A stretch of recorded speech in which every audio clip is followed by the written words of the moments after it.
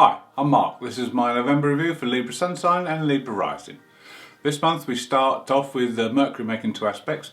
On the 1st, it's a trine to Jupiter. Jupiter's in your 5th house of creativity. This is a day when you can really plan something exciting and creative and put your mind to good use. Then on the 2nd, there's an aspect of Pluto. Pluto's in your 4th house, so there could be changes or transformation happening around the home, but keep an open mind, don't be too rigid, and let things pan out. On the 4th, we have a new moon. Now the new moon is in Scorpio and it's in your 2nd house. So finances are very much part of this new moon and will be for the next few weeks. So this is a good time to work with your finances, your budgeting, and this aspect is opposite to Uranus. So Uranus can bring changes, sudden changes within your financial situation. This could be for you or your partner if you have shared resources. Now the good thing is this can improve, if you have debts, this could improve your way out, so to speak, and you can maybe put a good plan together now to make sure things are good in the future. It's also good for investments and making sure that you have a secure financial plan in place, because security is also part of this 2nd house. So it's good to make sure that what you have makes you feel secure and that there's no cracks in your foundations. Also, self-worth is featured, so this is a good time to look at what you value, and maybe it's time to shift on some things that are of no value or little use to you. Sometimes sentiment can keep hold of things, but it's a good time to have a clear out and decide what you actually really put value into. On the 5th, Venus, your ruler, moves into the 4th house and Capricorn. So now you want to make your home a place where you spend some time, a more beautiful place, a retreat, somewhere where you can relax. Also very workable and practical, but a retreat. Then on the 6th, Mercury moves into Scorpio and your 2nd house. So this is a time when you could unearth buried treasure, so to speak. It's a time when you'll want to delve deep amongst the finances, as the new moon has already predicted, delve deep, and you may uncover things that will be of advantage to you. On the 9th, we have a square between Mars and Saturn, and this is always a challenging square. Squares are internal issues that need sorting out. So there's something here between these two that's causing a blockage, a limitation, a fear of something that needs to be overcome. So you need to look within for this. Mars is in that 2nd house of finances, Saturn is in the 5th house of creativity. So there could be a blockage in one or both of these areas that you need to look at. Mercury joins on the 9th as well and conjuncts Mars and forms also the square to Saturn. So it's not a time when you'll be wanting to communicate with others or especially authority figures. They may be a source of a blockage. It's a time to go within and sort this out with yourself. This is 4 days, this aspect, so it's best to not push forward during this 4 days, to hold back and see what you can discover.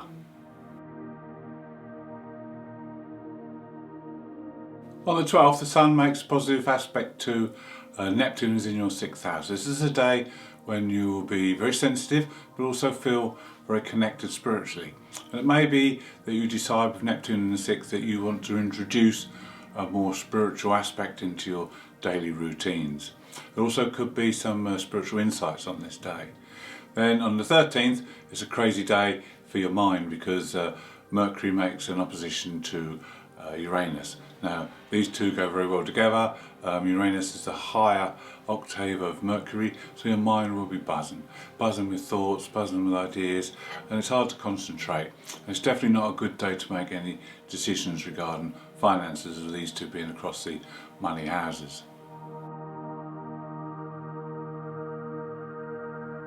On the 14th, Venus makes a square aspect to Chiron in your 7th house of relationships. So this is a good opportunity to heal any past hurts within relationships and heal those wounds. Then on the 15th, now that the Mars-Saturn square has passed, it's a good time to get things going, because the Sun and Jupiter make contact, a square across the same houses. So now you can put things into action. This aspect will give you the impetus to get things going again. On the 16th, the Sun makes a square to Pluto. Pluto being in your 4th house, it's a good time to clean house in all ways. You can have a spring clean, tidy things up, or you can put an end to things that have been going on for too long. Maybe that leaky tap that needs mending. Also on that day, Mars has another difficult aspect because it makes an opposition to Uranus, and this is across the money houses. So you need to preempt this and make any changes to your finances or your partner, shared finances, before this happens, because this aspect can bring a sudden outburst. Things that build up, a bit like a pressure cooker, suddenly explode. So make changes prior to this, change direction or change your attitude to things so that this doesn't happen. Also on the 16th, we have the third and final coming together of Saturn and Chiron. This aspect's been going on all year. It's the second biggest aspect of the year. We have first contact in February, we had second contact in June, and now the 26th of November they'll finally come together for the last time and depart. Now, this aspect obviously has been running alongside what's been happening over the last year, and it's time now to understand what's happened. We've all had different ways of dealing with things. We've all had tragedies and things to sort out. It's time to heal now.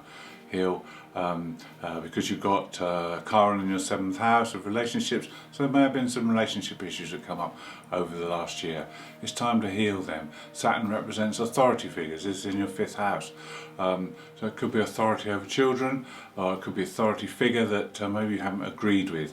And it's time to understand why these things happen, why decisions had to be made, so that we can all collectively put this to bed and move on next year.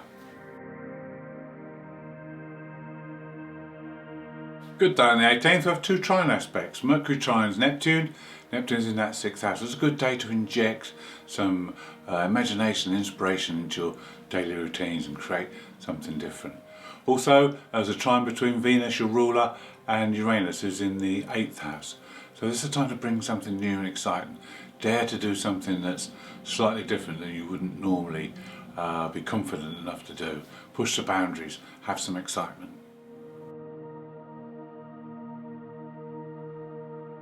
On the 19th, we have a full moon lunar eclipse in Taurus. This is your 8th house. And this eclipse happens to be one of the Saras 5 South series, which brings happy events, joyous occasions, and a sense of good news into our lives. Now, the 8th house is about life events, life-changing events.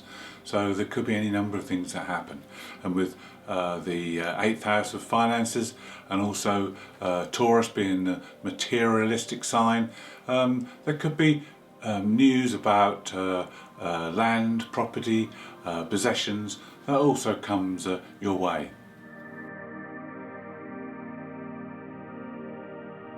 On the 20th, we may have some good news regarding your finances.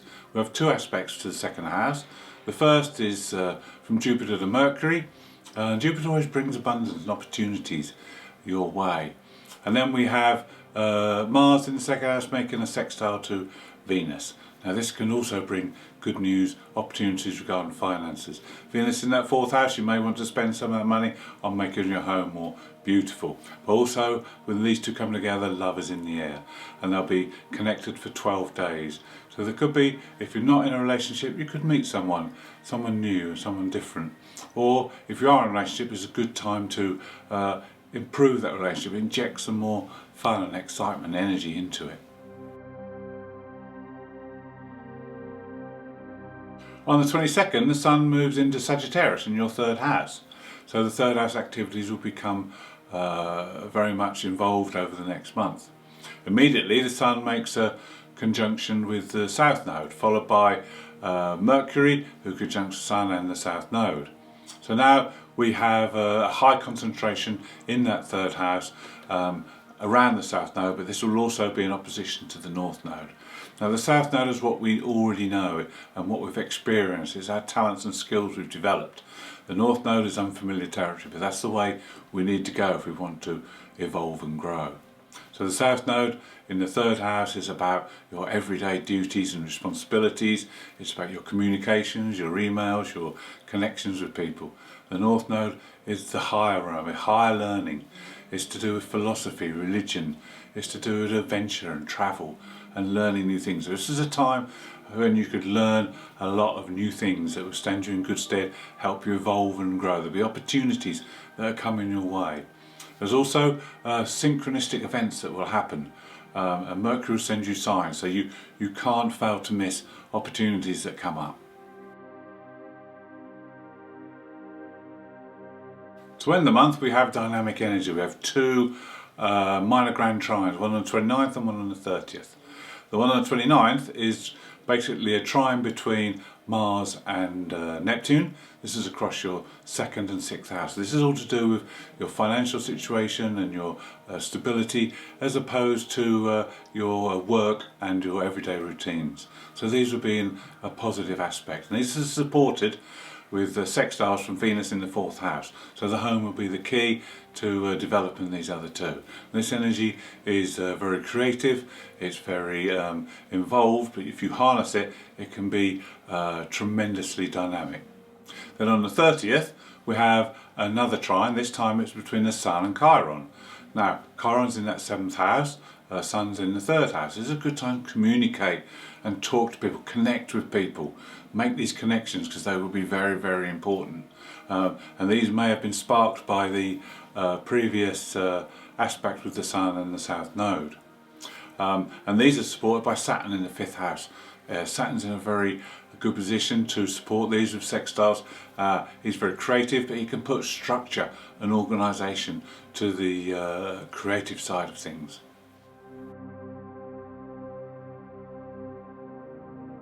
Thank you for watching. Hope you've enjoyed the November review. If you'd like to see more, please subscribe. If you'd like to leave me a comment, I'll be glad to hear from you.